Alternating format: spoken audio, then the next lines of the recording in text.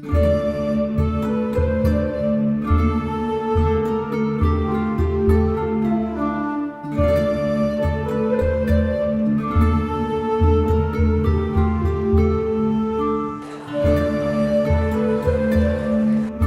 I was new to the UU Church in 2007, and that summer I met Jane at coffee hour, and I don't know how the subject came up, but we ended up talking about an alternative gift market. There was just this whole concept about simplifying and reducing the commercialization and doing things that are more meaningful.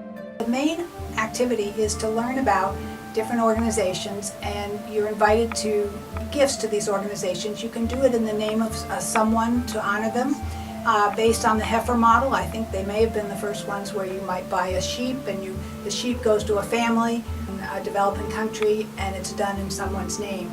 But many people don't actually do that. They just come to the market and make donations to the organizations. So it's really for both. And we've been very careful to split it between local organizations and international organizations. Hi, this is the Sharing Foundation. We do all of our work in Cambodia. The sewing program is just about one of 19 programs we have running over in Cambodia.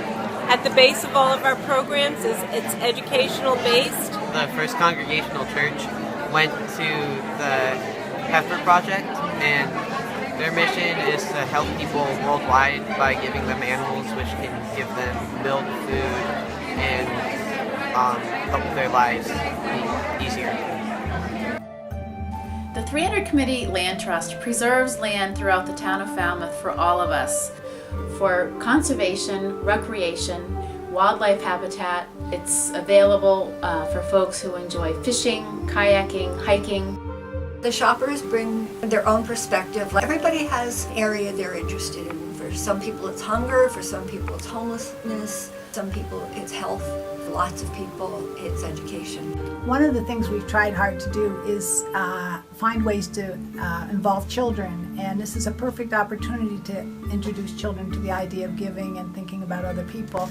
We create a children's shopping list, so it has some of the same items that are on the big shopping list, but they're lower priced, so that they could come in and buy a couple of chicks for heifer, or they could buy school supplies for preschool in Guatemala. That was on the list this year, and we just have 5 items.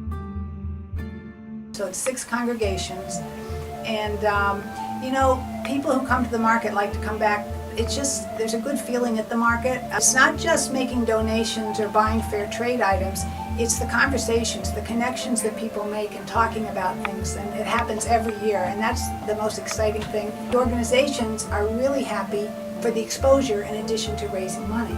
I think that it's a wonderful opportunity to help local as well as national nonprofits and get out of this holiday gift giving to the malls.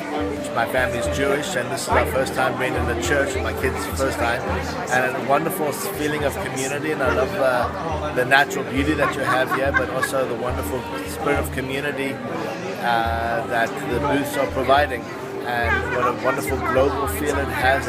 When I send a card and put one of the inserts in, it's very educational for people on the receiving end. Some have never even received anything like this, so it opens up a whole new avenue to them. I also think it's good to show that when you're giving to others, you can give on a broader scale as well.